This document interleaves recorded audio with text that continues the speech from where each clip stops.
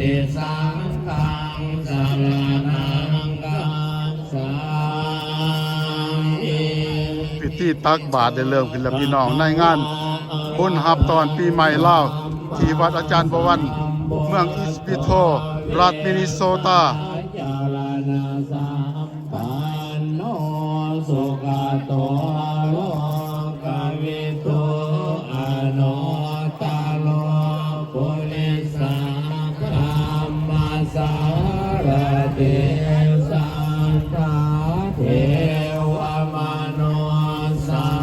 นังพุทโธภควาติสวากขาโตภควตาธัมโม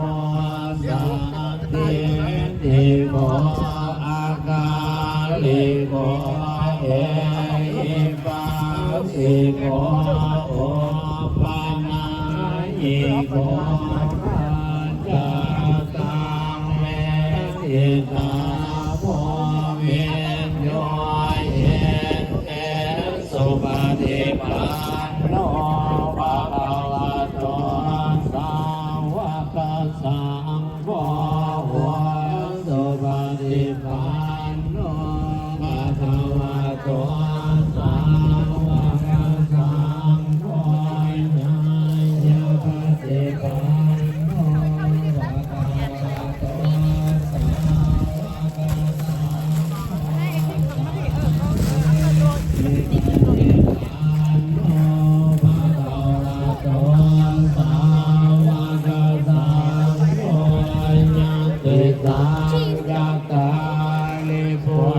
สั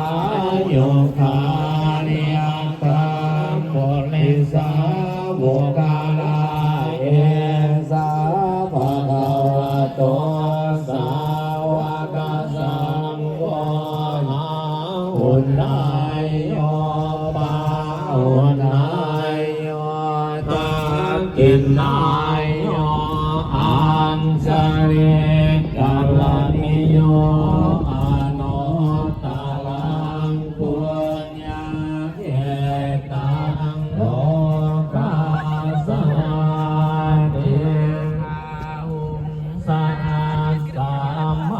สุดไปยิงลาวพี่น้องFCสุดไปยิงลาวสิไม้พาเพียงมาตักบาตรลูกหลานเฮาเป็นคือติดตามนับถืออิทธิประเพณีของลาวเนาะโอ้ขอบใจหลายthank you นะแท็กซี่ลาพี่น้องสุดไปยิงลาวเนาะแบบนี้ล่ะพี่น้อง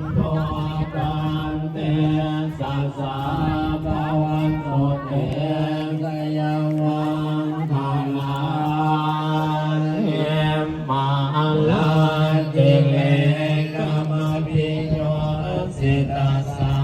ภาลังปิโกลัมปะนาลวะกะมาตะวะตาจายาคันเตสตัตตังวิตินาสิตาวามุนิโกตันเตสัสสะภะวันโตเตสยาปังคะลา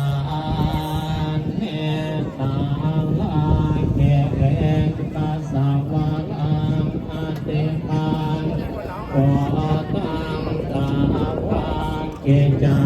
กรรมสันเนวาสกาโลนันตังเมตาโพเสกาวิตินาสิตาวาโมนินโตตังเตสัสสะภะวันโตเตสยามังคาลานิโกเกตาคาสุตา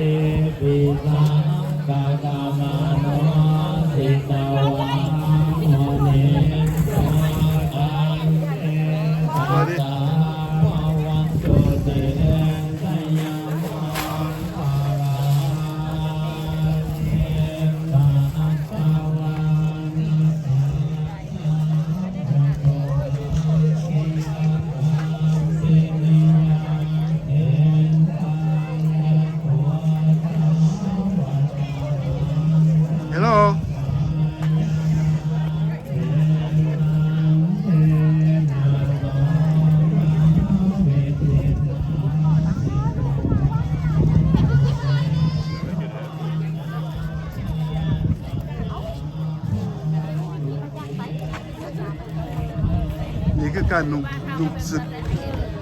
ของผู้หญิงลาวเฮามาทำบุญตักบาตรพี่น้องนุ่งแบบนี้ล่ะพี่น้องผ้าเตียงสีไม้จกงามเนาะพี่น้องว่าจกงามบ่จกงามพี่น้องจกงาม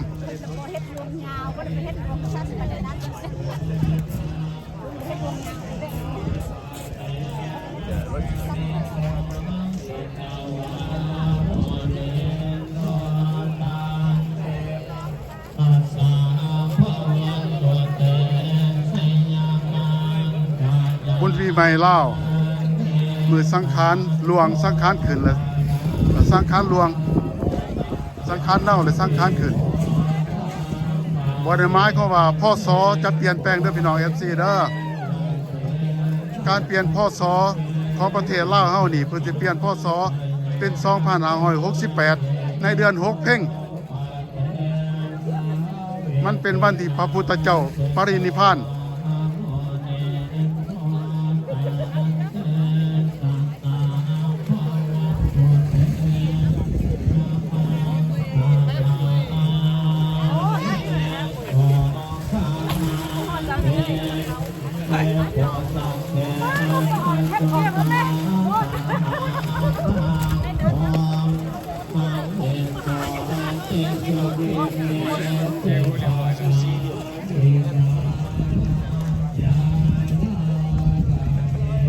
วันสังขารหลวงของประเทศลาวเฮานี่แม่นวันจันทร์เด้อพี่น้อง FC เด้อเป็นวันนั่งสังขารที่มันสิขี่เสือโครงปีนี้แต่ว่าทางประเทศไทยเพิ่นเอาเป็นวันอาทิตย์เพิ่นขี่คุดแต่อยู่เมืองลาวเฮาน่ะมันขี่เสือโครงพี่น้อง FC นั่งสังขารแม่นมื้อวันจันทร์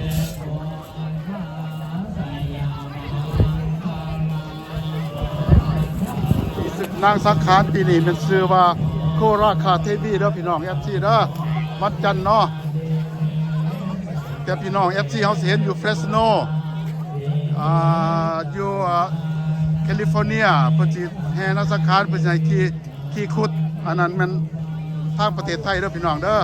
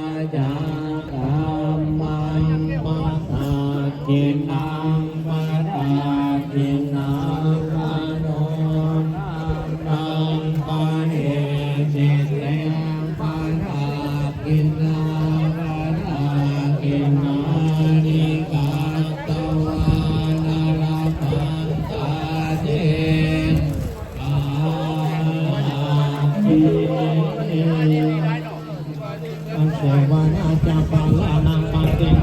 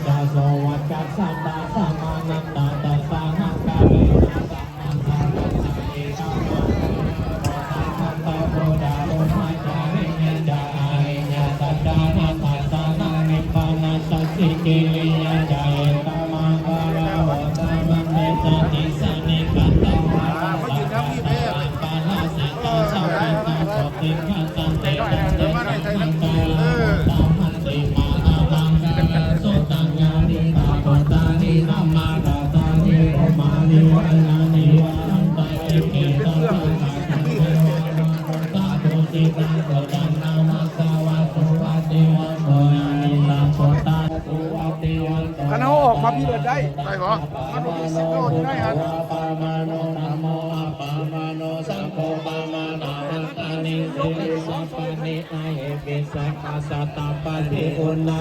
เห็นบ่พี่น้องFCเห็นบ่สุดผู้หญิงลาวนุ่งมาใส่บาตรจบงามเนาะพี่น้องเนาะ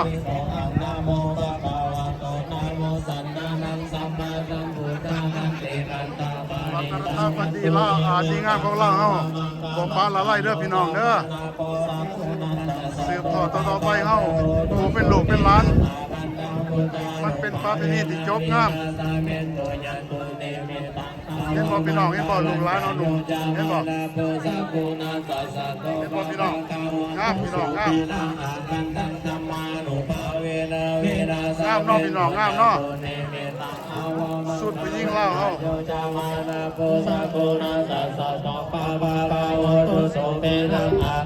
สังฆานุภาเวนะเวนะสาเมโตโจกะปัตตาจานิโลกามายาปัตตาจานิมายาโสกะปัตตาจานิสังฆาวันโตสัพเพปิปานิโนเอตาวันตาจาอาเมสังฆะธัมมานังอาลาอันตานันจาเดเสนาลาดังกันตานิสัพพะโสสักกัตตวะปุตตะลัตตานังโอสังฆะวัตนังโอยิตังเทวะนามิสานายุตะเกเสนะสนเทนานันตันตุปัสสาวะสัพเพตุภาอุปัสสะเมตุเตสักกัตตวะธัมมารัตนังโอสัตตังอุตตมังวะลังปะริลาอุปัสสะมานังกัมมะเตเสนะโตเตนะนันตันตุปัสสาวะสัพเพปัญญาอุปัสสะเมตุเตสักกัตตวะสังฆาลาตานังโอสัตตังอุตตมังวะลังปะหุนยังปะหุนยังสังฆาเตเสนะโตเตนะนันตันตุปัสสาวะสัพเพโลกาอุปัสสะเมตุเตมาตาโกสะเล็กนักยังตังสันตังปะตังอาภิสามิจาสัพพะโอโสจาโสโอโสจาโสวะไหนจะผ่านผิดถึงก็ได้เพิ่ม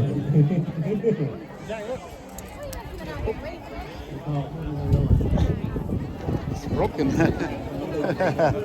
No, I dropped before. Oh, okay.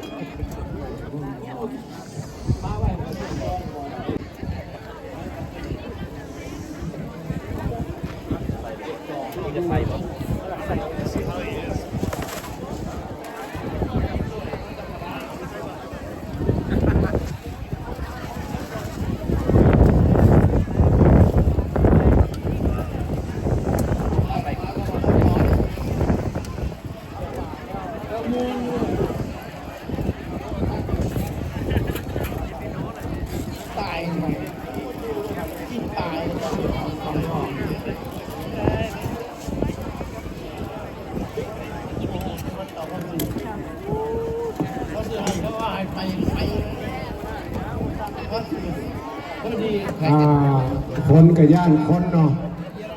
ธรรมดาแล้วก็ฝนตกเงียบอยู่ฝนหลายก็เล่นหนีซ้ำ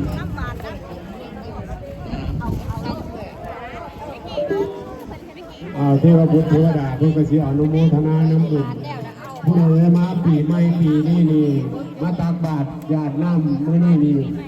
ถือว่าเป็นบุญเป็นกุศลดีเด้อ เด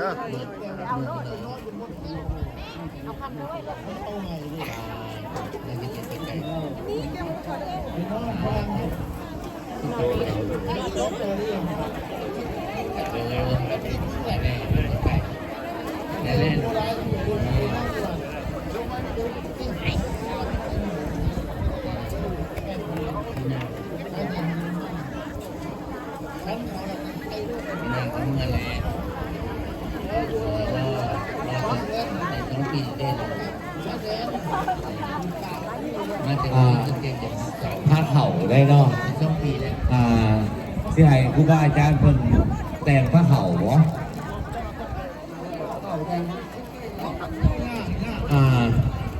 พอแห้งสายนุ่มเด้อเป็นย่อผ้าเข่าขึ้นมาเนี่ยไปไหมครอบครัวพ่อสมแก้วแสงมาวงเนาะเป็นมาโมทนาค่าน้ำค่าไฟน้ำอีก$100ครูบาอาจารย์ได้ห้ามแล้วขอเพลงใส่สูตรน้องผู้ได้ว่างข้างหลังย่อพระเข่าครูบาอาจารย์เพิ่นสิสันอยู่ถึงเนาะแล้วก็อยู่ทางกลางนี่เนาะพวกเมทั้งหลายนี่สิขอสถานที่บอกนี่เนาะเพราะว่าพวกลูกหลานมันสิมาพอดทางหน้านี่เวลาครูบาอาจารย์เพิ่นสันเข่านะแล้วก็จะได้เส้นสั่งให้ญาติโยมรับประทานอาหารอยู่ร่วมทานทางนอกทางในทางนอก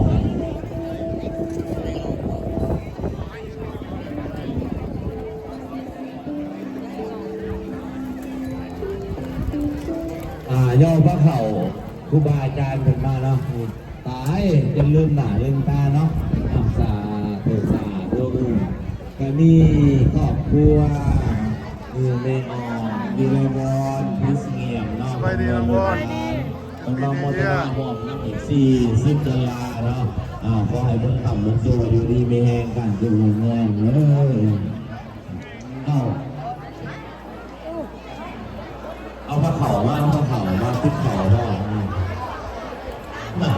หน้าไม่ใช่หรอก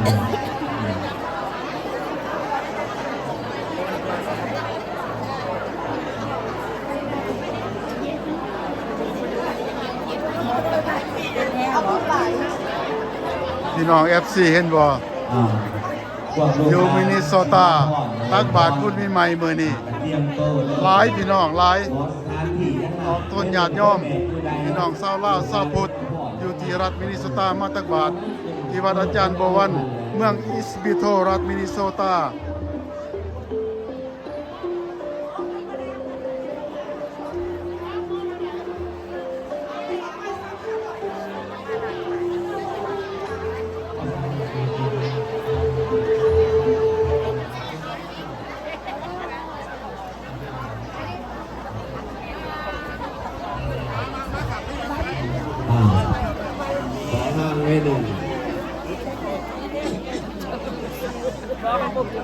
โอ้ยสบายดี จัด นะ การเนี่ยผ่านตัวก็ผ่านสับ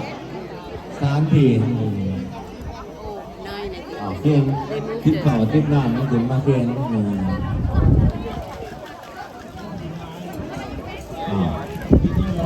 ทิศเข่าทิศยังอย่างที่เลยครับ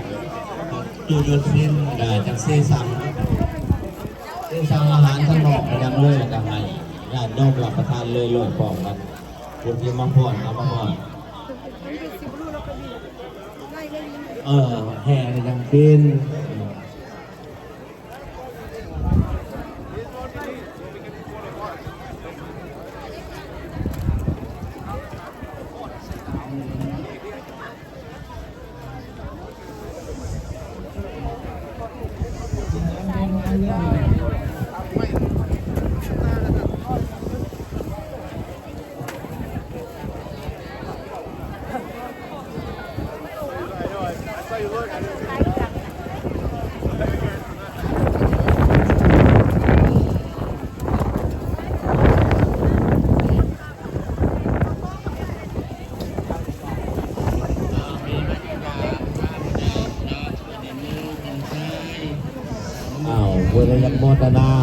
สร้างวัดวาอาราม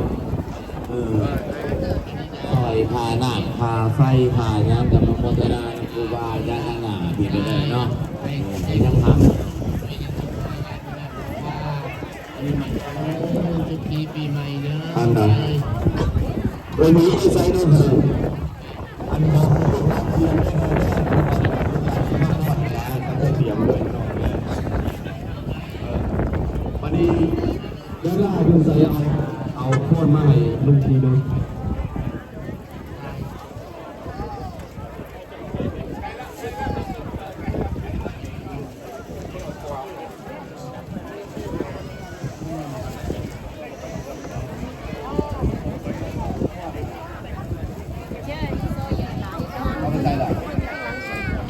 เดี๋ยวเราNeem het ham en Jeff, Jeff die bij wordt. มาอีกแล้วเนาะครอบครัวแดงศิลาวงศ์ผลมาพัฒนา50 นันลาและครอบครัวยานางมณีวงศ์ รายงานนี้ครูบาเพิ่นกำลังสานเขาพี่น้อง FC กระตุ้นขนมกับให้ลูกหลานเข้าก่อนเลยเอาเป็นผู้เฒ่าผู้แก่เลยครับกินมาหลายแบบให้ลูกหลาน แต่ว่าในรายงานที่ครูบาเพิ่นสานเขาเพิ่นก็อนุญาตให้ออกต้นญาติโยมผู้ที่มาทำบุญรับประทานอาหารไปพร้อมๆกันกับพี่น้อง FC หลังจากจังสิมีการหยาดน้ำและมีการแห่ สร้างบางที่เหรอกว่าที่อะไรโบเห็นเลยใช่ไหมอ่านออกง่ายครับโฆษณาขายหน้า บ่อนรับประทานอาหารนี่มี2บ่อนอยู่ทางในก็มีแล้วก็อยู่ทางนอกก็มีพี่น้อง FC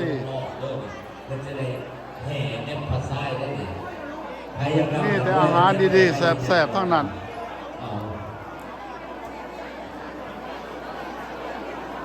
เข่าตักบาทอาสาสมัครเข้านะเอาเข่ามาทางในเนี่ยเด้อสกิลแบบสกิลโหลดเนี่ย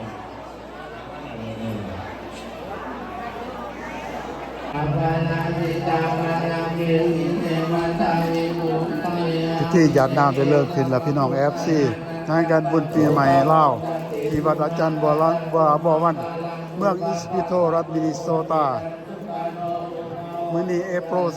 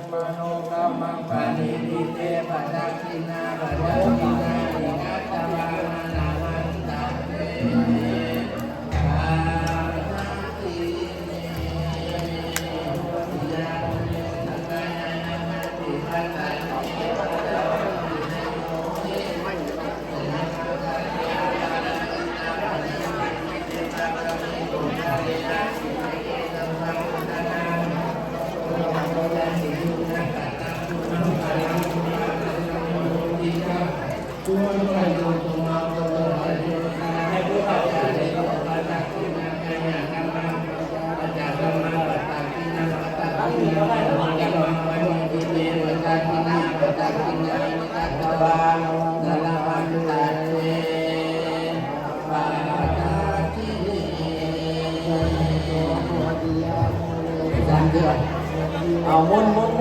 นต่อยังไงต้องเรียก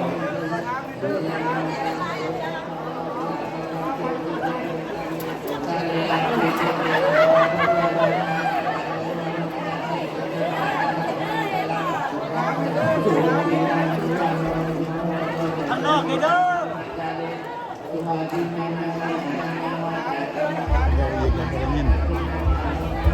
ข้างนอกนี่เด้อข้างนอกนี่เด้อ